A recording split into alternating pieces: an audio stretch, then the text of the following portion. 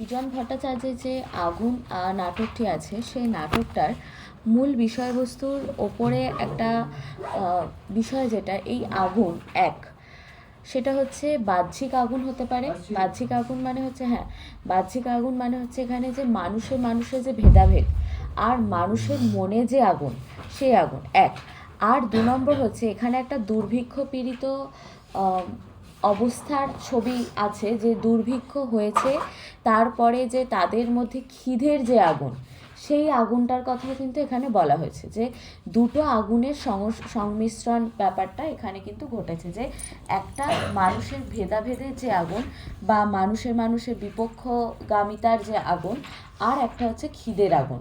যে খিদে কত বড় শত্রু হতে পারে একটা মানুষের, সেই মানুষের যে শত্রুতা, সেটারও একটা আগুন এখানে জ্বলেছে। বিজন ভট্টাচার্যের নবান্ন একটা নাটক আছে, সেটাও এরকম দুর্ভিক্ষের ওপরেই লেখা।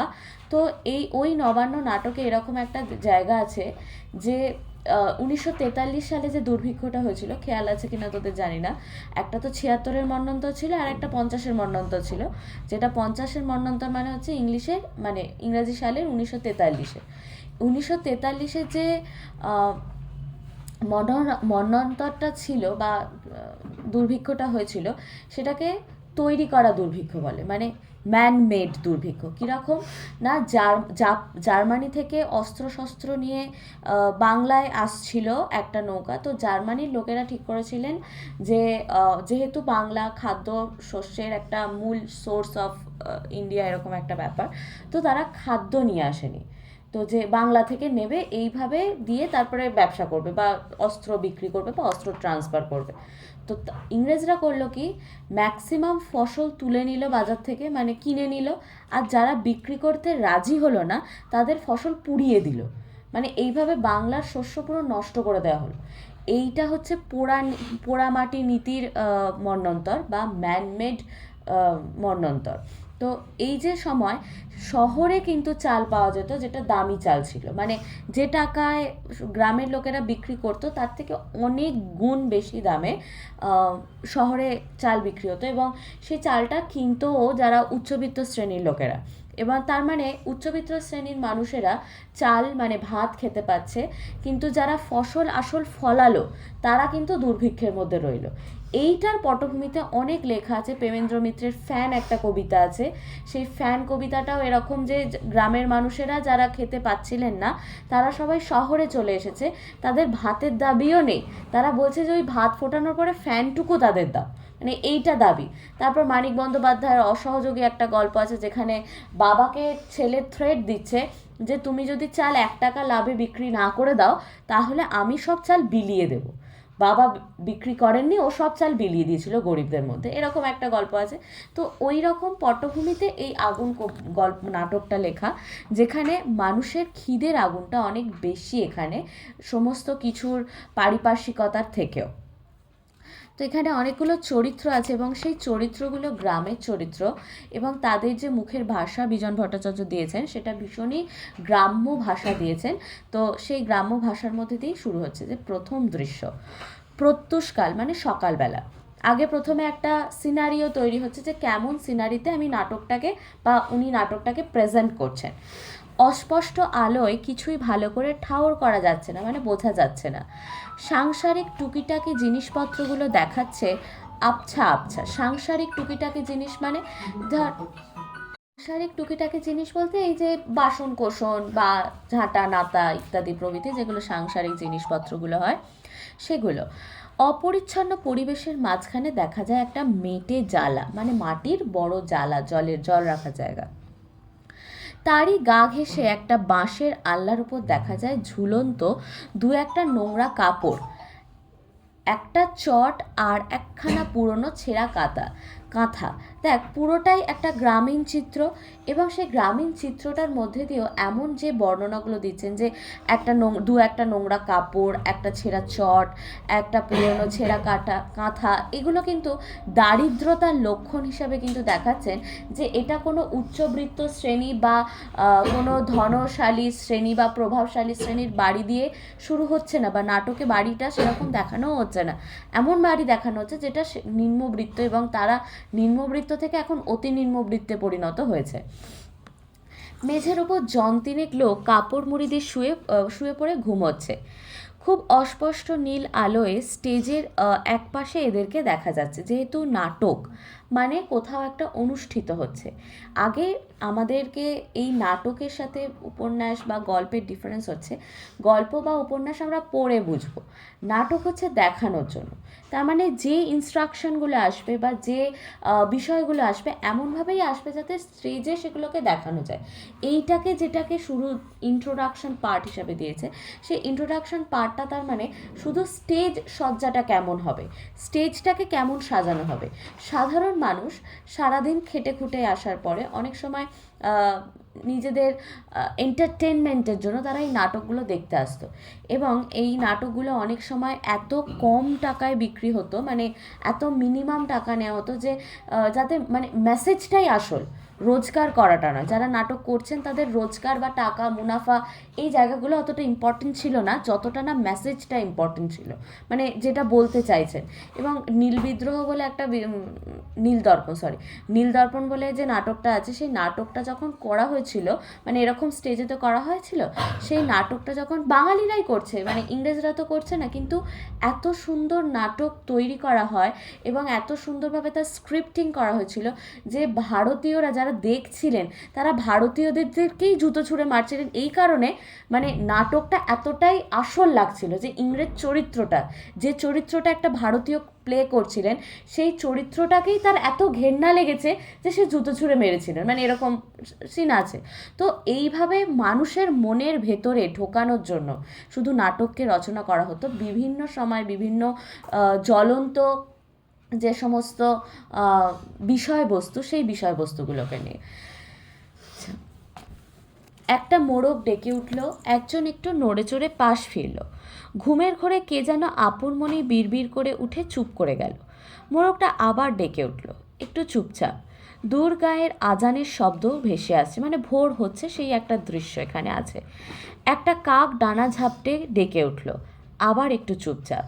মোড়কটা আবার ডেকে উঠল, একটু পরে একটা হাই তোলার শব্দ কানে এলো। মনে হলো কে যেন আড়মোড়া ভাঙছে, মানে ঘুম ভেঙে উঠছে এরকম একটা দৃশ্য। হাই তুলছে, হাই তোলার একটা শব্দের ভঙ্গি এখানে দেওয়া হয়েছে। এইবার উঠতেই হয়, দেখ ভাষাটা উঠতে হয় নয়, উঠতেই হয়, মানে এবার উঠে পড়তে হবে। আর শুয়ে থাকলি ওদিকে সব আবার সব গোলমাল হয়ে যাবে নে, বুঝিছ তো? ঠেলাটা মণিচাঁদ কাল দেরিতে যাইয়ে একদম সেই 9 পেছনে, মানে মণিচাঁদ বলে এক চরিত্র যে কালকে শেষে গিয়েছিল এবং সে লাইনের পেছনে দাঁড়িয়েছিল। কিসের লাইন সেটা আমরা দেখতে পাবো। ওদিকে সাল পাতি পাতি সেই বেলা 12টা, মানে চাল পাওয়ার লাইনে। তার মানে সরকার থেকে এই যে সরকার চাল তুলে নিল, চাল পুড়িয়ে দিল, মানে ধান শস্য পুড়িয়ে দিল, এবং তারপরে আবার এই মানুষগুলোকে লঙ্গরখানার মানুষের মতো চাল বিলি করছে যাতে তারা চালটা কিনতে পারে এবং খেতে পায়। তাহলে এই যে সিস্টেমটা, সরকারের উপর যাতে নির্ভরশীলতাটা বাড়ে, এটাও একটা কারণ ছিল, রাজনৈতিক কারণ। তাতে আবার কথা আছে চাল পাবা কিনা না, মানে তাতে যে লাইনের শেষে দাঁড়ালাম, 12টা পর্যন্ত দাঁড়ালাম, তাতেও যে চাল পাবো এমনটাও কোনো নিশ্চিন্ত নেই, হয়তো পালেই না। কুরানের মা তো দেখলাম কাল শুধু হাতে ফিরে এলো, মানে কুরানের মা বলে একটা চরিত্র যে চাল নেওয়ার জন্য লাইনে দাঁড়িয়েছিল, কিন্তু সে চাল পায়নি, চাল ছাড়াই সে ফিরে এসেছে।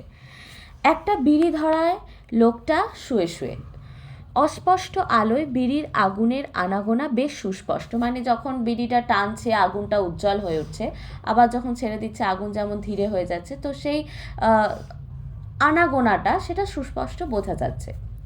এই নে তো বলি, শীতপাত হয়ে ঘুমোচ্ছিস যে বড় আরামে, এদিকে ফর্সা হয়ে এলো, খেয়াল না আছে? উঠে পড় উঠে পড়, চাল আজ আর পাতি হবে না কেউ দেখিসেন, যদি না যাস তাহলে চাল আর পেতে হবে না তোকে। আবার একটু চুপচাপ।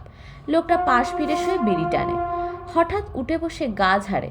না, এই রকমভাবে সময় নষ্ট করলি হচ্ছে আর কি। পাশের ঘুমন্ত স্ত্রী লোকটির গায়ে ঠেলা মারে, হ্যাঁ দে, ও না তার মা, ওট এই বেলা, আর কত ঘুমবি কদিকিনি? কলমি শাক, দাঁতন কাঠি আর কলাটলা যা কিছু রাখছিস খপ করে গোছায় নে।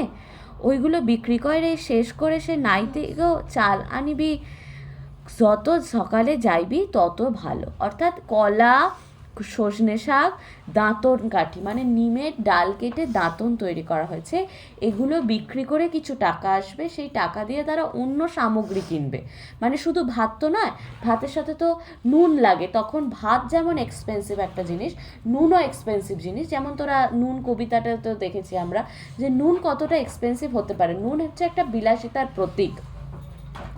তো বলছে যে এগুলো যা চাল নিয়ে এগুলো যা গুছিয়ে নে, এগুলো বিক্রি করে শেষে পরে তো নাইনি গিয়ে চাল কিনবি, এগুলো বিক্রি করে টাকা পাবি, তবে তো তুই চাল কিনবি। যত সকালে যাবি ততই ভালো, নে উঠে পড়, আর দেরি করিস নে। কই উঠলি না এখনো? তো থাক শুয়ে তোরা, আমি চললাম। অর্থাৎ শেষ পর্যন্ত সে বিরক্ত হয়ে বলছে তোরা শুয়ে থাক, আমি চললাম। গামছাখানা বার দুয়েক ঝেড়ে কাঁধের ওপর ফেলে লোকটা ব্যস্তভাবে বেরিয়ে পড়ে। একটু পরেই উঠে বসে নেতার মা। নেতার গায়ে ঠেলা মেরে বলে, নিতাই, তার মানে নেতার মা মানে হচ্ছে নিতাইয়ের মা, যেটা নেতার মা হয়ে গেছে। নিতাই, নিতু, ও বাবা নেতো, নে উঠে পড় বাবা, এই বেলা। একটা মোড়ক ডেকে উঠল দূরে, একটা কুকুর ডাকছে শোনা যায়। আর মোরা ভেঙে উঠে বসে, কি হয়েছে এই সকালবেলায়? আচ্ছা, তাল হয়েছে রোজ সকালে, একটু ঘুমোবা জো নাই। কি এক নাইনের তাল হয়েছে, মানে লাইনে দাঁড়ানোর তাল হয়েছে আর কি, লাইনে দাঁড়ানোর কথা হচ্ছে। ঘুমোসক্ষণ বাবা, ঘুমোসক্ষণ, দুপুরবেলা ঘুমোসক্ষণ। এখন চল নে উঠে পড় খপ করে, মানে তাড়াতাড়ি উঠে পড়। নেত্তর মা তাড়াতাড়ি ওর বাজারের সওদাগুলি একটা ঝুড়িতে গোটো করে আনে, মানে জড়ো করে আনে। কলমি শাকগুলোর ওপর নেত্তর মা বার দুয়েক জল ছিটে দেয়, তারপর ছেলেকে নিয়ে দ্রুত পদে বেরিয়ে যায়। দ্বিতীয় দৃশ্য। প্রথম দৃশ্য শেষ হতেই অস্পষ্ট নীল আলোয় ফোকাসটা দ্বিতীয় দৃশ্যের ওপর পড়ে, মানে একটা বড় স্টেজ, সেই স্টেজের ওপর একটা দিকে ফোকাস করে ওই যে বাড়ির দৃশ্যটা দেখানো হচ্ছিল, শেষ হতেই পরবর্তী পাশে নীল আলোটা ফোকাসে চলে আসে, মানে অন্য একটা দৃশ্যপট ফোকাসে আসছে। একখানা চালাঘর, সামনে এক ফালি উঠান, ঘরের চৌকাটের কাছে দাঁড়িয়ে একজন কৃষাণী মানে কৃষকের স্ত্রী, আর বাইরের খোলা জায়গাটায় দাঁড়িয়ে জনৈক কৃষাণ, খালি গা, হাঁটু পর্যন্ত কাপড় গুটানো, মাথায় গামছা ফেটা বেঁধা, মানে গুটিয়ে মাথায় পাকড়ির মতন করে বাঁধা, হাতের কাস্তে নিয়ে পিঠ চুল করছে। এই আর কটা দিন বউ, বুঝলি? তারপর কলেকেষ্টে এই চৈতেলির ফসলগুলো মাসায় তুলতে পারলি হয়, কিছুদিনের মতো নিশ্চিন্ত, কি বলিস? অর্থাৎ কৃষক তার একটা দুশ্চিন্তা যে তার যে ফসল, সেই ফসলগুলো ঠিকঠাকভাবে সে মাচায় তুলতে পারবে কিনা, মাচায় মানে গোলায় তুলতে পারবে কিনা, যেখানে ধান ঝাড়াই হবে, ধানগুলোকে গোলায় রেখে বছর মানে সারা বছর তারা সেই ধান খাবে আর কি। ওমা, তা কথা কইতে কি হচ্ছে তোর? মুখপানে চাইয়ে শুধু দাঁড়ায় আছিস? ঈষৎ হেসে, ওরকম করে চাইস নে, সকালবেলায় কাজে পণ্ড করিস নে বউ, এই কয়ে দিলাম। মানে দৃষ্টিটা এমনই দুরকমভাবে হয়, একটা হচ্ছে ভয়ানক দৃষ্টি, মানে কোনো রকমভাবে বলছে যে তুমি যা বলছো সেটা আমি বিশ্বাস করছি না, এরকম টাইপের একটা ভয়ানক দৃষ্টি। সেই ভয়ানক দৃষ্টিতে কাজ পণ্ড হয়ে যেতে পারে, ভয়ে আর কোনো কাজ হবে না। আর একটা সোহাগের দৃষ্টি, যে দৃষ্টিটাতে কৃষকের মনের প্রেম ভাব জেগে উঠছে, সেজন্য সে বলছে এরমভাবে তাকাস নি, তাকালে সারাদিনের কাজ আর করতে পারবো না। বউ দুলে ওঠে, মানে নড়ে ওঠে একটু। এই সৈতেলির ফসলটা মাচায় তুলবো না, থাক, আর বলে কি হবে, মনে মনে এ পর্যন্ত যে কত কিছু করবো বলে ঠিক করলাম, পারলাম কই এখনো তরি, দেখি আর কটা দিন একটু কষ্ট করো। পেছনে ফিরে একটু এগিয়ে গিয়ে আবার ঘুরে দাঁড়ায়, আর দেখ একটু তাড়াতাড়ি ফিরিস। মাঠের থেকে ফিরে এসে ধরে যেন প্রাণ আর তিষ্ঠতে চায় না, মানে মাঠ থেকে ফিরে এসে আর প্রাণ তিষ্ঠতে চায় না, সারাদিন কাজের পরে মনে হয় একটু খাদ্য বা একটু বিশ্রাম, একটু আরাম, সেটা মানসিক এবং সেটা গৃহের আরামও কোথাও গিয়ে তিনি চান। তুই আসবি সেই দুটোয়, তারপর রাঁধবি, তারপর খাবো, একটু তাড়াতাড়ি ফিরিস। কেষ্টার মার সঙ্গে সকাল সকাল গিয়ে নাইনের একেবারে প্রথমে দাঁড়াতে পারতিস রে। মানে কেষ্টর মা বলে আর একটা চরিত্র, যিনিও চাল আনতে যাবেন এবং তার সাথে গিয়ে সকাল সকাল লাইনে দাঁড়িয়ে চাল নিয়ে আসার কথা বলছে, যাতে সে বাড়ি আসার আগে ভাত হয়ে যায় এবং সে মাঠ থেকে এসেই ভাতটা খেতে পারে। বাইরে একটা গরু হামলে উঠলো, মানে ডেকে উঠলো। কৃষাণ গরুকে লক্ষ্য করে বলে, আরে যাই, মাঠে যাবার জন্য একেবারে পাগল হয়ে উঠছো এর মধ্যে। বউয়ের প্রতি তা ওই কথাই বুঝলি, কেষ্টার মার সঙ্গে আগে ভাগে গিয়ে নাইনে একেবারে সে প্রথমে দাঁড়াবি। একটু হেসে ফের আবার ওরকম তাকাচ্ছিস মুখোপানে, মানে আর তাকাবি না ওরকম, আবার তাকাচ্ছিস ওরকম। প্রস্থান। তৃতীয় দৃশ্য।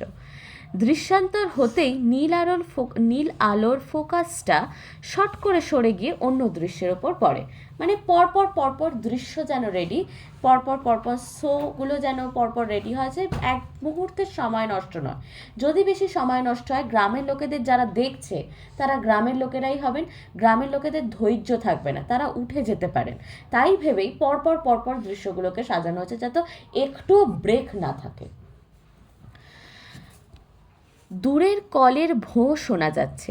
কলের ভোঁ মানে কারখানার আওয়াজ, সাইরেন শোনা যাচ্ছে। আর একদিকে ছোট একটা বারান্দার ওপর উবু হয়ে বসে আছে সতীশ, কারখানার জনৈক শ্রমিক। কাক ডাকছে সকালবেলা, ঘরের ভেতরে ঘুমোচ্ছে সতীশের বউ মেয়ে, তাদের দেখা যাচ্ছে না। সতীশ বারান্দার ওপর বসে আপন মনে বিড়ি টেনে চলেছে। খালি গা, মাথার চুল উস্কো খুস্কো, মজবুত শরীর। বিড়িটা শেষ করে ফেলে দিল তার সামনে, মাথার চুলগুলোর মধ্যে হাত গুজে বসল। একটু পরে ঘাড় বেঁকিয়ে ও তার ঘুমন্ত মেয়েকে লক্ষ্য করে বলে ওঠে, এই যে দেখ, এক একটা জিনিস বিড়ির যে দৃশ্যটা আছে, একবার আমরা পেলাম বিড়িটা জ্বলছে নিভছে, তার একটা আগুনের স্ফুলিঙ্গ বাড়ছে, একবার কমে যাচ্ছে। এই যে দুটোর মধ্যে, তার মানে জীবনের ওঠা পড়াটাও এই বিড়ির স্ফুলিঙ্গ দিয়ে বোঝানো হচ্ছে, যে জীবনটা একবার উঠে যাচ্ছে যেন খুব ভালো, আবার পরক্ষণে এমনভাবে নেমে যাচ্ছে যেন এখান থেকে আর ওঠা যাবে না। সতীশের বিড়ি কিন্তু শেষ হয়ে গেছে, তার বিড়ি কিন্তু জ্বলছে না। তার মানে যে সমস্ত মানুষেরা মানে নিম্নবিত্ত শ্রেণী, তারা কিন্তু প্রত্যেক দিনের লড়াইটা লড়ে যাচ্ছে। তো সতীশের মতো মানুষেরা যারা কারখানায় কাজ করে, তাদের লড়াইটা কিন্তু শেষ হয়ে যাচ্ছে, তারা আর লড়াই করতে পারছে না, বিড়িটা শেষ হয়ে যাচ্ছে, মানে জীবনের শেষ দিকে, মানে এই লড়াইটার শেষ দিকে তারা চলে এসেছে। আরে ফুলকি উঠলি, বাপরে ঘুম, যে যেমনই মা তার তেমনি বেটি, মা মেয়ে দুজনেই ঘুমোতে খুব পছন্দ করে, তো সেই কারণে সতীশ বলছে। কুম্ভকর্ণ আর বলে কাকে, সেই সাঁঝের বেলা শুয়েছিস বিছানায়, একটু কাশে, মানে সাঁঝের বেলা মানে সন্ধেবেলা সেই শুয়েছিস বিছানায় তোরা। একটু পরে সতীশ তার সহকর্মীকে ডাকে, আরে জুরন উঠেছিস? বাইরে থেকে উত্তর আসে, আরে বল না রে, মানে যে এখানে মানে যে শব্দটা ব্যবহার করা হয়েছে, যেহেতু তারা শ্রমিক শ্রেণীর মানুষ এবং তাদের এই যে শব্দ চয়ন, সেই শব্দ চয়নের মধ্যে দিয়েও যে তাদের সামাজিক অবস্থান কিন্তু বোঝা যায়। তারা এই সমস্ত শব্দ চয়নের মাধ্যমে যেন নিজেদের মনের যে আক্ষেপ বিক্ষেপ সমস্ত কিছু বের করতে চায়। তা যাচ্ছিস নাকি কাজে? আরে হ্যাঁ রে, তুই কারখানায় যাচ্ছিস না? আরে কারখানায় যাবো না তো কোন চুলোয়, কিন্তু এদিকে যে ভারী মুশকিলেই পড়লাম। মুশকিলটা যে সে কি হলো? আরে সে কি বলবো মুশকিলের কথা, তোর কি, একলা মানুষ, খাচ্ছিস যাচ্ছিস ফুর্তি করে ঘুরে বেড়াচ্ছিস, 2-4 পয়সা বেশি দিতে হয়তো হোটেলেই খেয়ে নিলি, তো আমার যে সেটি হওয়ার জো নেই। এই চাল ডালের কি উপায় করি বলতো? মানে তারা শ্রমিক শ্রেণী, তারা একটা কলকারখানায় কাজ করেন, কিন্তু তাদের যে কলকারখানার শ্রমিকদের যে মাইনে হওয়া উচিত সেটা তারা পাচ্ছেন না। তাই জন্য এখানে জুরন আর সতীশ দুটো চরিত্রের কথা এসছে। এতক্ষণ পর্যন্ত আমরা কিন্তু চরিত্রের নাম শুনেছি, যেমন নিত্যর মা, আর একটা কিসের মা, কার মা, কেষ্টর মা, এই সমস্ত নামগুলো শুনেছি, কিন্তু সেই চরিত্রগুলোকে কিন্তু আমরা দেখিনি। নেত্তর মাকে দেখেছি কিন্তু কেষ্টর মাকে আমরা দেখিনি। আর যে পুরুষ চরিত্রগুলো ছিল, যে যারা শুয়েছিলেন, যারা ঘুম থেকে উঠলেন, এই যে চরিত্রগুলো, এগুলো কিন্তু সব নামহীন চরিত্র। মানে এরা সবাই মোটামুটি একই ধরনের। যে কটা পুরুষ চরিত্র থাকবে তাতে সবার চিন্তাভাবনা একই রকমের হবে খানিকটা। এই যে চিন্তাভাবনাগুলো, এদের কোনো ডিফারেন্ট নেই, সেজন্য এদের কোনো নাম নেই। কিন্তু এই যে সতীশ আর জুরন, দুটো চরিত্র যাদের নাম যুক্ত চরিত্র আমরা দেখলাম, তার মানে তাদের চরিত্রের বৈশিষ্ট্য গুণাবলী কিছু থাকবে। জুরন আর সতীশ, জুরন হচ্ছে একলা মানুষ, তার স্ত্রী কন্যা কিছু নেই, তার যা রোজগার হয় সেই রোজগারে সে হোটেলে খাওয়াটা অ্যাফোর্ড করতে পারে। তার মানে যে টাকাটা শ্রমিক শ্রেণীরা পাচ্ছেন ইয়ে থেকে, কারখানা থেকে, সেই টাকাটা একজনের জন্য সাফিসিয়েন্ট, পুরো পরিবার চালানোর জন্য কিন্তু নয়। সেজন্য সতীশ বলছে যে তোর আর কি সমস্যা, তুই তো একা মানুষ, তুই হোটেলেই খেয়ে নিচ্ছিস, তোর কোনো ব্যাপার নেই। তো আমার সমস্যা, কারণ আমার মেয়ে বউ সবাইকে সামলাতে হচ্ছে। কেন রে, সে লাইনে দিচ্ছে না, অর্থাৎ লাইনে চাল দিচ্ছে না কথা হচ্ছে। আরে দুধ তোর নিকুচি করলেও তোর লাইনে তো বারবারই দিচ্ছে, বরাবরই দিচ্ছে, কিন্তু সে আবার শুধু হাতে ফিরে ভি আসতে হচ্ছে, মানে ফিরেও আসতে হচ্ছে, ফিরে ভি আসতে হচ্ছে। এই ভি শব্দটাকে আমরা হিন্দিতে ব্যবহার করি, এ ভি হো সাকতা হ্যায়, এরকম এই ভি শব্দটা। তারপরে কারখানায় বিভিন্ন শ্রেণীর মানুষ কাজ করেন এবং তাদের যে ভাষার সংমিশ্রণ সেটাও কিন্তু ঘটছে। কাল সারাটা দিন লাইনে দাঁড়িয়ে দাঁড়িয়ে ফুলকি আর ওর মা তো শুধু হাতে ফিরে এসেছে। রাত্রে এসে শেষে মিস্ত্রির কাছ থেকে পো ডেরেক চাল কর্জ নিয়ে, কথার মাঝখানে মাঝখানে কিন্তু হিন্দি শব্দ দেয়, কর্জ মানে ধার নিয়ে এসে তো পিত্তি রক্ষা করি, মানে খিদে রক্ষা করি। এখন সকালবেলায় তো আবার পেটে আগুন লেগে গেছে। খিদে পেটে নিয়ে কি কাজে যেতে মন লাগে? যেমন হয়েছে কোম্পানি 3 মাস হলো রোজই চাল ডাল দিচ্ছে। কি করতে ইচ্ছে করে বলতো, মানে করতে ইচ্ছা করে বলতো, মানে চাল ডাল দিচ্ছে, টাকা পয়সা দিচ্ছে না, তাহলে তার অন্য কোথাও থেকে কিছু কিনতে পারছে না। তুই বুঝি কোম্পানির ভরসা করে আছিস? তাহলেই সে হয়েছে। কেন বলতো, এখানে কোম্পানি মানে কিন্তু ইস্ট ইন্ডিয়া কোম্পানি, হ্যাঁ, মানে ওদের শ্রমিক শ্রেণীর কোম্পানি নয়। কেন বলতো, তুই বলছিস কি কোম্পানির ভরসা করব না, দোকানের ভরসা করব না, সে গাঁটের পয়সায় ভি ভরসা করব না, তো কাকে ভরসা করি বল? কারবারে ঘেন্না ধরে দিল, মানে সমস্ত কাজে ঘেন্না ধরে যাচ্ছে, কারণ কোনো কাজ করে তারা কোনো ফল পাচ্ছে না। তাদের জীবনে কাজ আছে, কর্ম আছে, কিন্তু সেই কাজটার কোনো রিটার্ন তারা পাচ্ছে না, না খেতে পাচ্ছে, না কোম্পানির থেকে চাল পাচ্ছে, না কিছুই পাচ্ছে। হঠাৎ উত্তেজিত হয়ে, হেই ফুলকি, আরে নিকুচি করলো তোর ঘুমের, বলি তোদের ঘুমের জন্য কি কারখানার গেট খোলা থাকবে নাকি? সেই কবে থেকে ডাকছি, বলছি কি আছে দে দুটো খেয়ে বেরিয়ে পড়ি। যে ঠেলতে হবে সে আবার ঘানি সারা দিন মান। ঘানি মানে হচ্ছে যেখান থেকে তেল বেরোয়, মানে ঘানি চলে, তেলের ঘানি। তো সেখানে আবার দিনমান সারাদিন কাজ করতে হবে, তো কিছু একটা খেতে টেতে দে। আচ্ছা, ফুঁসে ওঠে ওর বউ ক্ষীরি। ঠেলতে হবে তা মেয়ে মানুষ কি করবে শুনি? নিজের হাতে করে আনলে তো কাল পো চাল কর্জ করে, তার ভেতর 1 পো চালের ভাত তো নিজেই খেলে, এখন সকালবেলাই তোমার পিন্ডি জোগাই কোত্থেকে বলো তো? খামোখা চেঁচাচ্ছ কেন ভোরবেলা? মানে এই যে কথাগুলো, মানে কতটা রাগ ক্ষোভ থেকে মানুষ বলতে পারেন, সেটার হচ্ছে একটা ব্যাপার। ও খামুখা চেঁচাচ্ছি, দেখলি তুই তোর ক্ষীরি আজকাল বড় ট্যাকটাকানি কথা হয়েছে। তোর সে মুখের সাজা কিন্তু আমি একদিন আচ্ছা করে দিয়ে দেব। উত্তেজিত হয়ে, কি বাকি রেখেছো? পরনে নেই কাপড়, পেটে নেই ভাত, বড় সুখেই রেখেছো, আবার লম্বা চওড়া কথা, লজ্জা করে না? পুরুষ মানুষ তোমাকে এই প্রথম দেখলাম, দেখে এসো গে, কেলোর বাবা কেলোর মাকে কি হালে রেখেছে। কি আমার পুরুষ মানুষ রে, মানে আমার স্বামী আমাকে কেমন করে রেখেছে সেটা দেখার কথা বলছে। দেখ, মুখ সামলে কথা বলিস কি, এই বলে দিলাম, নইলে লাথি মেরে। ওরে বাপরে বাপ, মেরে ফেললে গো। তোর মুখের সাজা আমি আজ ভালো করে দিয়ে যাব। মা মেয়েতে সমবেত চিৎকার করতে থাকে, যা মর্গে যা। ছিটের হাফ শার্ট চাপিয়ে কাঁধের ওপর গামছা ফেলে সতীশের বেগে প্রস্থান। মানে যত রাগ, কিছু তো করতে পারবে না, যত রাগ সব বাড়ির মানুষগুলোর ওপর দেখিয়ে সে চলে যায়। নীলারোর ফোকাসটা আরও একটু উজ্জ্বল মনে হয়, শর্ট করে ফোকাসটা দৃশ্যান্তরের ওপর গিয়ে পড়ে।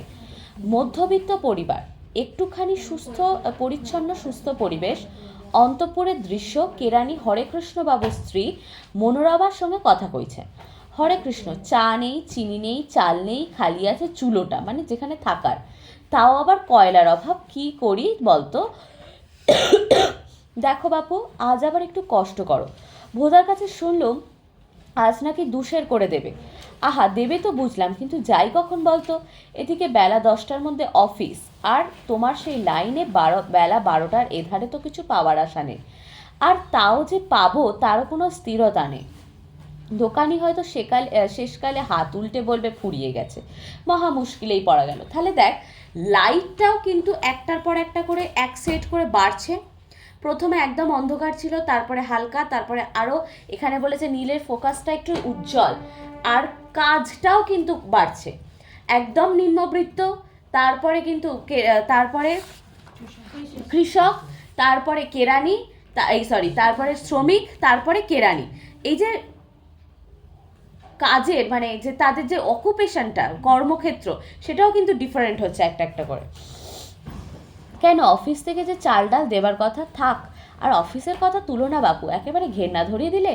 কেন, এই যে শুনলুম তোমার মুখ থেকে সেই দিন যে অফিস থেকে বাবুদের সব দেওয়া থোয়ার ব্যবস্থা হবে, তার কি হলো?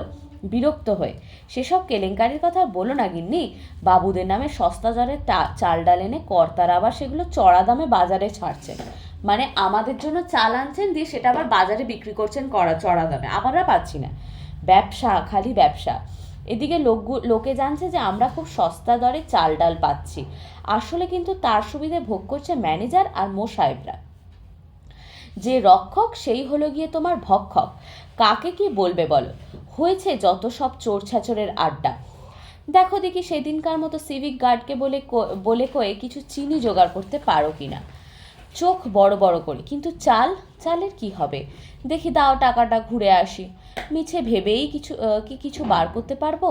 গমনোদ্যত মানে যাবে এরকম একটা ভাব। পিছন থেকে, ও কি ঠাকুর নমস্কার করে বেরুলে না? একটু থেমে ঘুরে দাঁড়িয়ে, সুবিধায় হবে বলে মনে করছো? আচ্ছা।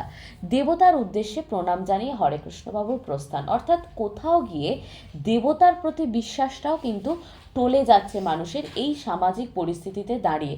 যে ওই জন্য লাস্টের কথাটা বলছে যে সুবিধে হবে বলে মনে করছো, মানে ঠাকুরকে নমস্কার করে গেলে কি আমার কিছু সুরাহা হবে, আমার সুবিধে হবে, তাহলে আমি করে যাব, এরকম একটা শর্ত। দৃশ্য, দিবালোকে সব কিছু সমুজ্জ্বল, মানে দিবালোকে মানে দিনের আলোয় সব কিছু একদম উজ্জ্বল।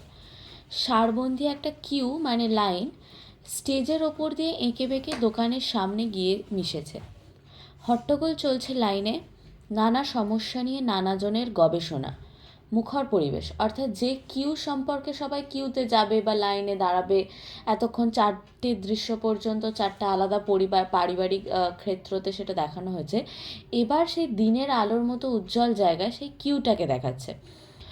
হরে কৃষ্ণ, উড়িষ্যা থেকে নাকি মন চাল এসে পড়েছে। এ চাল উঠল কোথায়? সামনের একজন লোক তার সামনের একজন ওড়িয়াকে দেখিয়ে দিয়ে বললে মানে মানে এই লাইনে দাঁড়িয়েও একে অপরকে টোন টিটকিরিটাও হচ্ছে, যে বলছে যে উড়িষ্যার একটা লোককে দেখে উনি মানে বলছেন টিটকিরি দিয়ে যে উড়িষ্যা থেকে নাকি লক্ষ লক্ষ মন চাল এসেছে, সেই চালগুলো কোথায় গেল। এই যে মশাই, একে জিজ্ঞাসা করুন, তিনি বল না তোর দেশেরই তো চাল। কর কাউছি, কথাও বুঝিস না এখনো, মানে কি কইছো বলে জিজ্ঞাসা করেছে, আর ও বলছে কথাও বুঝিস না এখনো। আরে তোর দেশের থেকে যে চাল আসবার কথা ছিল, তার কি হলো? বুড়োবাবু তাই জিজ্ঞাসা করছেন, চাল এসেছে না স্রেফ তাল মারলি, মানে মিথ্যে কথা বললি আর কি। না না, তা ও তার খবর কোত্থেকে রাখবে বলুন? সে মোর বলি পারবো না, মানে আমি বলতে পারবো না, সেটা আমি বলতে পারবো না। বলি পারবো না তো থাক দাঁড়িয়ে রোদ্দুরের মধ্যে। বেশ তো থাকতিস বাবা দেশ ঘরে, কেন খামোখা মরতে এলি? অর্থাৎ ওড়িশাতেই থাকতে পারতিস, ওড়িশাতে থাকলে তো তুমি খেতে পেতিস। যেহেতু বাংলায় এসেছে, বাংলায় যেটাই বলছেন যে বাংলাতে তো সেই মন্বন্তর চলছে, বাংলায় কেন এলি শেষ মরতে, এরকম একটা ব্যাপার। হেসে, চাউর তো পোয়া যাইছে না বাবু, মানে চাউর তো পাওয়া যাচ্ছে না আর কি, চাল তো পাওয়া যাচ্ছে না, তার মানে ওড়িশারও একই দশা, সে ওড়িশাতেও চাল পাওয়া যাচ্ছে না। সেই কথাই তো বলছি, এত চাল গেল কোথায়। সহসা দোকানের দরজা খোলে মোটা নাদুস নুদুস তেল কুচকুচে দোকানি। দেখ, দোকানির বর্ণনাটাও দরকার।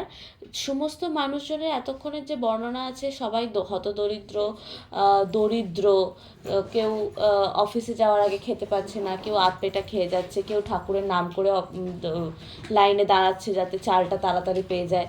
কিন্তু এই দোকানির চেহারা হচ্ছে মোটা নাদুস নুদুস তেল কুচকুচে দোকানি, মানে তেল, নুন আর চাল সে সময় হচ্ছে একটা অ্যারিস্টোক্রেসির প্রতীক। আমরা যখন এখন তেল মেখে বিয়েবাড়ি যেতে পারবো না, মানে আমাদের খুব প্রেস্টিজে লাগবে, সেরকম তখনকার লোকেরা বিয়েবাড়ি যাওয়ার আগে তেল মাখতো।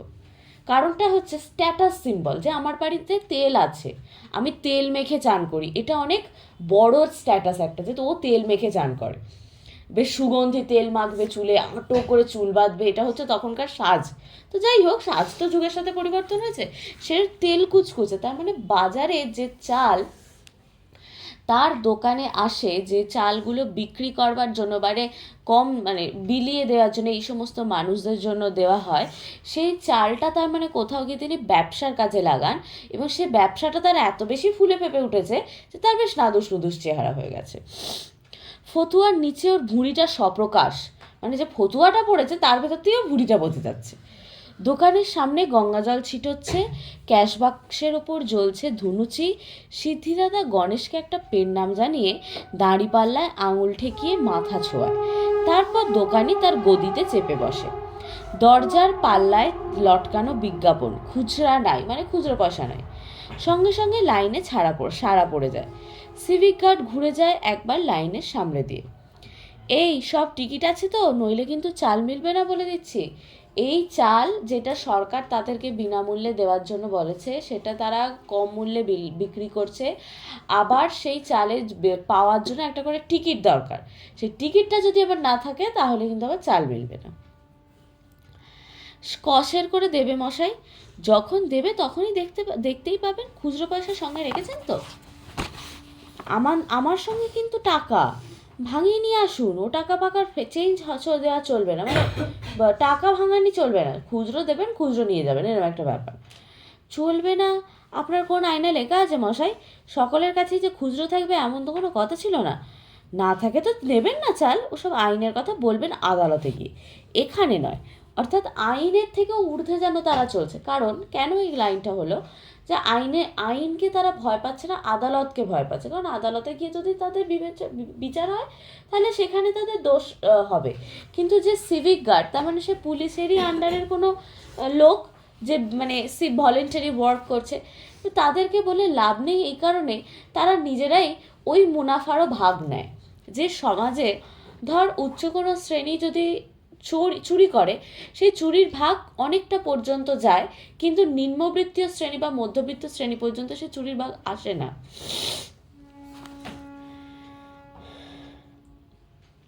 হঠাৎ সিভিক গার্ড বো করে ছুটে গিয়ে একটা লোককে লাইন থেকে হিজড়ে টেনে বার করলো। এবারে বাইরে থেকে এসে ভেতরে ঢুকে পড়ছেন নবাব পুত্তর। আমি তো আগে থেকে এখানে দাঁড়িয়ে আছি মশাই, জিজ্ঞাসা করুন না এই পাশের লোককে।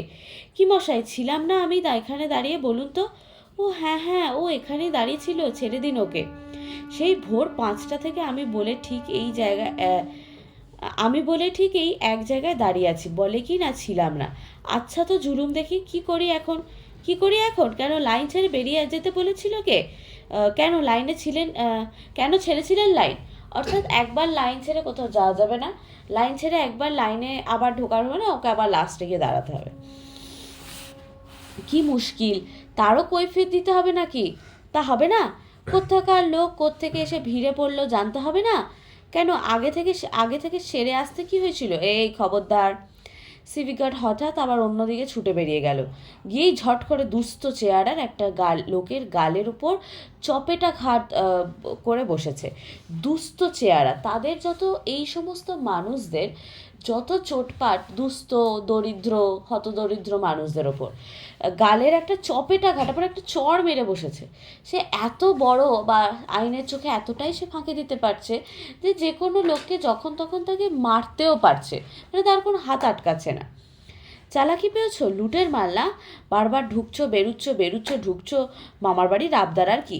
কোথায় চাল জমা করেছো দেখাবে চলো, তোমায় আমি পুলিশে দেবো, দাঁড়াও। ও আবার পুলিশের ভয় দেখাচ্ছে, কারণ সে জানে যে পুলিশ তার পক্ষেই কথা বলবে। পুলিশ ওই দোস্ত মানুষটার পক্ষে কি কথা বলবে না, বলবে তার পক্ষে। সেই জন্য বলছে তোমাকে আমি পুলিশে দেবো, আদালতে নিয়ে যাবো তো বলবে না। কি কি বলছেন আপনি? লাইন ছেড়ে গেছি আমি? কি আশ্চর্য! চুপ চুপ, আবার ন্যাকা ন্যাকা কথা। কি দেখতে পাইনি না মনে করেছো? কিছু দেখতে পাইনি মনে করেছো না? কেন বেচারিকে খামোখা মারধর করছেন মশাই? লাইন ছেড়ে ও তো কোথাও যায়নি। এই আমারই সামনে তো ঘন্টাখানেক ধরে লোকটা ঠিক একই জায়গায় দাঁড়িয়ে দেখতে পাচ্ছি। ছি ছি, এসব কি অত্যাচার! নিজের চোখে আপনি মশাই আমায় অবিশ্বাস করতে বললেন? মানে আমি দেখেছি ওকে বেরোতে, তাহলে আপনি কেন অবিশ্বাস করতে বলছেন আমাকে? হ্যাঁ তাই বলি, নজরটাও কি আপনার এক চোখো? এই যে সত্যি কথাগুলো এই মানুষগুলো সহ্য করতে পারে না। বলছে নজরটাও কি আপনার এক চোখো? চোখ তো আমাদেরও আছে নাকি? সে ঢুকেছে, আপনি তাকে ধরতে না পেরে একজন নির্দোষ খামোখা যে ঢুকেছে আপনি তাকে ধরতে না পেরে একজন নির্দোষ লোককে খামোখা মারধর করলেন। ওর কি দোষ আছে? একজন মুসলমান ব্যক্তি বলছেন, ওর কি দোষ আছে মশাই যে আপনি মেরে বসলেন? অর্থাৎ এখানে যেটা দেখাচ্ছে যে সমস্ত ধর্মের মানুষ, সমস্ত দিকের মানুষ আজকে একই সাথে একই লাইনে চালের জন্য, মানে শুধুমাত্র একটু খাওয়ার জন্য সবাই একত্রিত। এটাই হচ্ছে ভারতবর্ষ, যে ভারতবর্ষের চিত্রে আছে যে সর্বধর্ম সমন্বয়ের ব্যাপারটা। ও সিভিক গার্ড হয়েছেন তো মাথা কিনে নিয়েছেন? ইয়োপ, মানে একদম মানে চুপ, মুখ সামলে কথা বলো বলছি। কি আপনি মুখ সামলাতে এসেছেন মশাই? চাল নিলে একজন আর আপনি অন্যজনকে ধরে পিটে দিলেন কেন? এ কোন দেশি শাসন মশাই? আমি বাবা কিছুই জানি নে, সেই সকাল থেকে দাঁড়িয়ে আছি দুটো চালের জন্য। লোকে পয়সা দিয়ে চাল নেবে, তার আবার ফুটানি দেখো না। কেন আপনি মিথ্যে মিথ্যে ওকে বার করে দিলেন বলুন তো?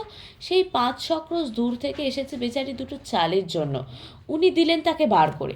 তার মানে দূরত্বও আছে, 5-6 ক্রোশ, মানে কোনো গ্রাম পেরিয়ে তিনি এসেছেন শুধু চালের জন্য। সেই গ্রামে হয়তো চাল আর দিচ্ছে না, চাল আর পাওয়া যাচ্ছে না, তিনি শুনেছেন যে এই গ্রামে চাল পাওয়া যাচ্ছে বা এই গ্রামে এখনও চাল দিচ্ছে, তো সেই আশাতেই তিনি যেন এসেছেন এখানে দুটো চালের জন্য। দোষী কি নির্দোষী সে কৈফিয়ত কি আমি আপনার কাছে দেব না। আপনার যদি দরদ থাকে তো দেবেন না আপনার চালটা ওকে, সিভিক গার্ডকে। দাও না বাবা আমায় লাইনে ঢুকতে। সত্যি বলছি আমি একবারও চাল নিইনি, বিশ্বাস করো বাবা। 3টে প্রাণী, 2 দিন অনাহারে আছি বাবা, দয়া করো। ও, গা আমার একেবারে জল করে দিলে। যা যা, ন্যাকামি করতে হবে না, যা নিয়েছিস তাই খাগে, যা ভাগ। অর্থাৎ কিছুই ও নেয়নি, সেই জায়গাটাও বিশ্বাস করতে চাইছে না। এরকমভাবে কিছু লোক যদি কমিয়ে দেওয়া যায়, তাহলে দোকানি আর একটু কম বিক্রি করবে, মানে যেটুকু কম বিক্রি হবে তার ভাগে পড়বে, মানে সে ওটা কালোবাজারি করে বিক্রি করতে পারবে। এটাই হচ্ছে উদ্দেশ্য এদের। আহত হয়ে ক্ষোভে, চাল আমি নিইনি, মানে এবার একটু রেগে গেছে যে চাল আমি নিইনি। এই ওপ, মানে চুপ কর, আমি নিইনি চাল। ধরটা ওর কাঁপছে, মানে এবার উত্তেজিত হয়ে গেছে খুবই রাগে, যেহেতু তার কিছু করবার সামর্থ্য নেই, না প্রশাসনের কাছে যাওয়ার শক্তি আছে, না এই সিভিক পুলিশের বিরুদ্ধে কিছু করবার শক্তি আছে, না এই মানুষগুলোকে শাস্তি দেওয়ার শক্তি আছে। যেহেতু কিছু নেই, কিন্তু তার ইমোশনটা আছে, রাগ হচ্ছে, ক্ষোভ হচ্ছে, সে কারণে সে রেগে যাচ্ছে, ধরটা ওর কাঁপছে। আমি নিইনি চাল, দেখুন মশাই আপনারা সব, আমি চাল নিইনি, তবু আমায় চোর বলছে, আমি চোর নই। আরে বাবা লাইনে ঢুকতে দিচ্ছে না তো যা না, গিয়ে আবার পিছনে দাঁড়াগে যা। হরে কৃষ্ণবাবু বলছেন, কারণ হরে কৃষ্ণবাবু এদের মধ্যে একটু উচ্চপদস্থ মানুষ, তিনি এত ঝামেলা বাবা সহ্য করতে পারছেন না। সকাল সকাল এত ঝামেলা পোষায়? চাল পাওয়া নিয়ে তো কথা, তৃতীয় নম্বর পুরুষ বলছে, ও খুব যে দরদ দেখি, যার না আপনি গিয়ে 500 লোকের পিছনে দাঁড়ান তো।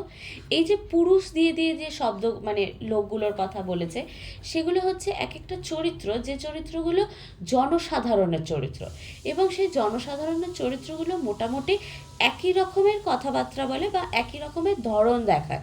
কিন্তু এই হরে কৃষ্ণবাবুর নামটা কেন উল্লেখ করা হলো না?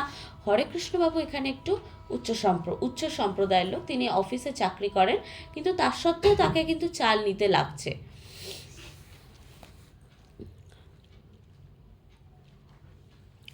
এই গোলমাল করবেন না বলে দিচ্ছি, চাল নিতে হয়তো চুপচাপ লাইনে থাকুন, পরের জন্য দরবার করতে হবে না আপনাকে। কেন, উনি তো ঠিকই বলেছেন, থাক, তোকে আর দলাদলি করতে হবে না, যা ভাগ ভাগ। অপমানিত হয়ে, আমি কুকুর নই। অর্থাৎ কুকুর শব্দটা কারণ হচ্ছে যেভাবে তাকে তাড়িয়ে দেওয়ার যে প্রবণতা আসছে, সেই তাড়িয়ে দেওয়ার প্রবণতাটার মধ্যে কুকুর শব্দটাই আসছে, কারণ আমরা সব থেকে বেশি অপমান করি ওই কুকুরটাকেই। মানুষ নাকি, এই প্রশ্নটা দেখ, তুই মানুষও নাকি? তার মানে এই মানুষগুলোর মানুষ হওয়ারও কোনো যোগ্যতা নেই তার কাছে, সিভিক পুলিশটার কাছে। চাল দেবে না, দিও না, কিন্তু তাই বলে যা তা বলো না বলছি। মেজাজ নাকি, মানে তোর মেজাজও আছে, তুই মানুষও মেজাজও আছে, মানে বিশাল ব্যাপার তোর। আলবাত, জানোয়ার কাহাকা, মানে আমি কি জানোয়ার নাকি কোথাওকার? সিভিক লোকটি খুশি মারতে উদ্যত হয়, সঙ্গে সঙ্গে লোকটি ওকে জাপটে ধরে, লাইন ভেঙে তুমুল হট্টগোলের সৃষ্টি হয়। মার, জুতি, মুখ ছিঁড়ে ফেল, পুলিশ পুলিশ প্রভৃতি নানা রকম ধ্বনি শোনা যায়। এগিয়ে আসে জনৈক যুবক হন্ততন্ত হয়ে। আগুন আগুন, মানে এই আগুনটা এক খিদের আগুন, চারিদিকে আগুন, মানুষের মনে আগুন, এবং এই লাইনের হট্টগোলেরও আগুন। হঠাৎ গোলমালটা থেমে যায়। কোথায় আগুন? আগুন কিসের আগুন? আগুন আবার লাগলো কোথায় বাবা এর মধ্যে? আগুন, আগুন জ্বলছে আমাদের পেটে। তবু ভালো, আমি ভাবলাম বলি। দেখ, পুরুষ চরিত্রগুলো কিন্তু বলছে যে আগুন, কোথায় আগুন? সিভিক গার্ড বলছে আগুন আবার কিসের? হরে কৃষ্ণ বলছে আগুন আবার লাগলো কোথায় বাবা এর মধ্যে? যুবক বলছে যা, আগুন, আগুন জ্বলছে আমাদের পেটে। হরে কৃষ্ণবাবু বলল, তবু ভালো, মানে পেটে জ্বলছে, তা ঠিক আছে, অসুবিধা নেই, পেটে জ্বলুক, বাইরে যেন কোথাও না জ্বলে। বাইরে জ্বললে বাবা আমাদেরও ক্ষতি টতি হতে পারে, পেটে আগুন জ্বললে কোনো ক্ষতি নেই, কারণ যে মানুষটা পেটে জ্বলছে আগুন, সেই মানুষটাই তার কষ্ট বুঝছে। একটা 12-এ আগে গল্প ছিল, মানে পুরনো সিলেবাসে, সেটা হচ্ছে কে বাঁচায় কে মরে, মানিক বন্দ্যোপাধ্যায়। সেখানে একটা এই একই পটভূমিতে লেখা, মানে মন্বন্তরের পটভূমিতে লেখা, কিন্তু এটা যেমন একটা গ্রামের দৃশ্য দেখাচ্ছে, ওটা কিন্তু শহরের দৃশ্য, যে গ্রামের মানুষেরা শহরে চলে গেছে ভাতের আশায়। তো কিছু মানুষ এরকম প্রত্যেক দিন মারা যাচ্ছে অনাহারে। একটা লাইন আছে, অনাহারে মৃত্যু বেশি কষ্ট নাকি মৃত্যুর কষ্টটা তখন বেশি কষ্ট, মানে আমি মরে যাচ্ছি এটাতে বেশি কষ্ট হচ্ছে, নাকি আমি না খেতে পেয়ে মরে যাচ্ছি এটাতে বেশি কষ্ট হচ্ছে। এই যে লাইনটা সব থেকে বড় লাইন ছিল ওই গল্পটার মধ্যে, এখানেও সেটা, যে আমার পেটে আগুন জ্বলছে তো অন্য লোকের কিছু নয়, মানে এরকম ব্যাপার। হরে কৃষ্ণবাবুর বক্তব্য তো ওদের পেটে আগুন জ্বলছে, বাইরে তো কোথাও জ্বলছে না, তাহলেই ঠিক আছে। ও, খুব যে বক্তিমে দিচ্ছেন, সামলান না, তাল একবার দেখি। সিভিক গার্ডের দোকানের দিকে প্রস্থান। ওদিকে চলমান কিউ সরে সরে যাচ্ছে। চলমান কিউ সরে সরে যাচ্ছে মানে চাল দিচ্ছে, চাল নেওয়া হচ্ছে, এবং যারা চাল পেয়ে যাচ্ছে তারা চলে যাচ্ছে, যে যার মতো চাল নিয়ে বেরিয়ে যাচ্ছে। লুঙ্গি পরা জনৈক মুসলমান ভাই চাল নিয়ে বেরিয়ে গেল। মুসলমান ভাই দোকানিকে, আজ চাল ঠিক আছে তো মশাই? কেউ ফাঁক যাবে না তো? দেখবেন, সে খোঁজে তোমার দরকার কি কর্তা? তুমি যা পেয়েছো যাও, ভালোই ভালোই কেটে পড়ো। বাবা, লুঙ্গি টিকি পইতে টুপি সব একাকার হয়ে গেছে। এই লাইনটা দেখ, লুঙ্গি টিকি পইতে টুপি সব একাকার হয়ে গেছে। লুঙ্গি মানে হচ্ছে মুসলমান শ্রেণীর কথা বলা হয়েছে, টিকি মানে হচ্ছে ব্রাহ্মণ, যারা পড়াশোনা করায়, মানে কি বলে ওটাকে, পণ্ডিতদের কথা বলা হয়েছে। পৈতে মানে ব্রাহ্মণ শ্রেণী, যারা পুজো আচরা করে। টুপি মানে এখানে মানে ওটাকে কারা, হ্যাঁ, সাহেব টিকি ধর বললাম না, শিখদের কথা বলা হয়েছে। তো সমস্ত কিছু একাকার হয়ে গেছে, সমস্ত ধর্ম। আর কি উপায় আছে, ব্যবসায় সুখ এই গেল। ওরে ও পঞ্চানে বস্তাটা কেটে চাল ঢাল চটপট। কোচরে চাল বেঁধে সহাস্য মুখে ওড়িয়া লোকটি। মুশকিলের কথা তো দাদা সেই হইল, যে হিন্দু অছি সেও চাল খাইব, আর যে মুসলমান অছি সেও চাল খাইব। সাহেব লোকও খাউছি, গুড়া করি পাউরুটি বানায় খাউছি, সব চাউর খাউছি, এসবে এবে সব এক হইল গিলা। মানে কি বলছে না, মুসলমান হিন্দু, আমি হিন্দু যে আছে, হিন্দু যে সেও চাল খাবে, মুসলমান যে সেও চাল খাইবে, সাহেব লোগো চাল খাচ্ছে, গুঁড়া করে মানে গুঁড়িয়ে পাউরুটিতে দিয়ে খাচ্ছে, সব চাউর খাচ্ছে, মানে সবাই চাল খাচ্ছে, সব এক হয়েও গিলা, মানে সবাই আজকে এক হয়ে গেছে, কারণ সবাই চাল চায়। চাউরের কথা মস্ত কথা আছে রে দাদা, তো তোমার বাণিজ্য আর চলিব কেমনে? মানে তুমি যে আজকে বাণিজ্য করছো, এই যে চাল নিয়ে ব্যবসা করছো, সেই ব্যবসাটা আর কদিন চলবে? ওড়িয়া লোকটা বলছে, যা বাবা যা, কেটে পড়। সিভিক গার্ডের দিকে চেয়ে, হাতি যখন নদে পড়ে চামচিকে তাই লাথি মারে, তা আমারও হয়েছে সেই দশা। মানে আমি ব্যবসা করছি, এখন আমাকে এই চাল বিক্রি করতে হচ্ছে, তো আমি এখন হাতি, আমি নদে মানে কাদায় পড়েছি, তো আমাকে যেন ওড়িয়াতেও এসে কথা শুনিয়ে যাচ্ছে বাইরের দেশ থেকে লোকে। ওড়িয়া লাইন থেকে একটু সরে বসে কোঁচুরের চাল বাঁধছে, তা এর মধ্যে হঠাৎ কিউ থেকে চাল নিয়ে বেরিয়ে এলেন হরেকৃষ্ণ। ওড়িয়াকে লক্ষ্য করে, এই যে বড্ড খাঁটি কথা বলেছ হে, বড্ড খাঁটি কথা, হে হে।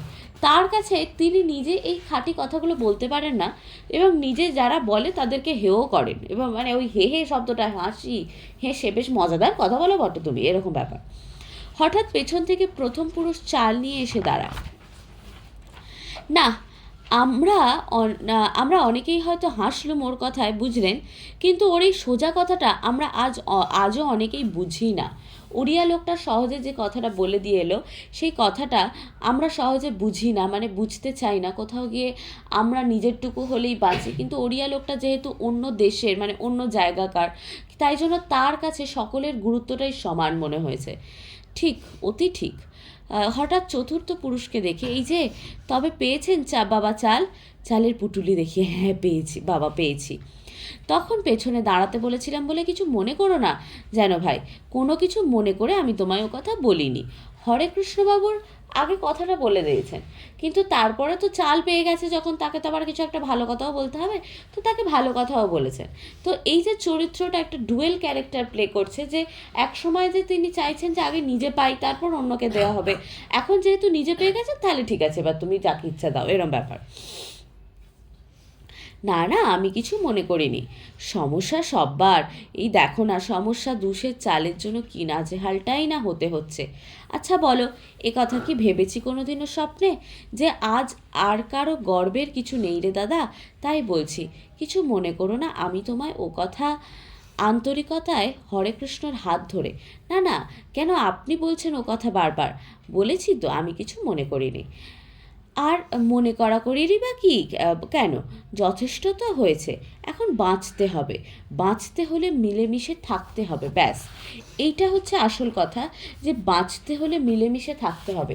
এই যে লাইনে কিউ দিয়ে সবাই চাল জড়ো করছে, চাল নিচ্ছেন প্রত্যেকের বাড়ির জন্য, এখানে আজকে উচ্চবৃত্ত, নিম্নবৃত্ত, মধ্যবিত্ত, অতি নিম্নবৃত্ত সবাই মিলেমিশে এক হয়ে গেছে, এবং সেখানে যদি সকলে মিলে, সমস্ত মানুষে মিলে একভাবে মিলেমিশে না থাকে, একসাথে বেঁধে বেঁধে না থাকে, তাহলে সমস্ত কিছু পাওয়া যাবে না।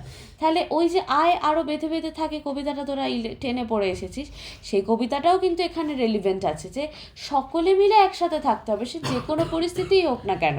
মানুষ যদি মানুষের হয়ে প্রতিবাদ করে, তাহলে অন্য যে সমস্ত উচ্চবৃত্ত মানুষেরা ভয় দেখায়, যারা ভয় দেখাতেই অভ্যস্ত, তারা কিন্তু সামলে উঠবে।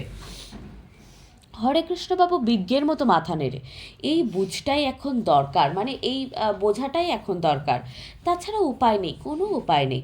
ঘাড় নাড়তে নাড়তে হরেকৃষ্ণ, তৃতীয় ও চতুর্থ পুরুষ এবং ওড়িয়ার প্রস্থান, ওদিকে চলমান কিউ সরে সরে চলেছে, একজনের পর আরেকজন চাল নিয়ে বেরিয়ে যাচ্ছে, লাইনটা ক্রমশ নিষ্প্রভ হয়ে যাচ্ছে, কারণ লাইনটাকে আর দেখানোর দরকার নেই। কেন না, আজকে যখন লাইন শুরু হয়েছে তখনই দোকানদার বলেছে যে আজকে চালের বস্তাটা কাট, আমার ব্যবসা লাটে উঠবে।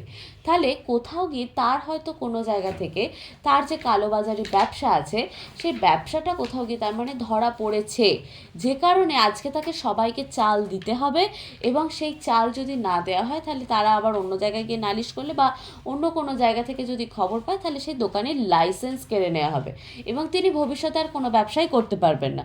সেই কারণে আজকে সবাইকে চাল দেওয়া হবে, আজকে সবাইয়ের আগুনটা নেভানোর চেষ্টা করা হবে, যে আগুন অত সহজে নিভবে না।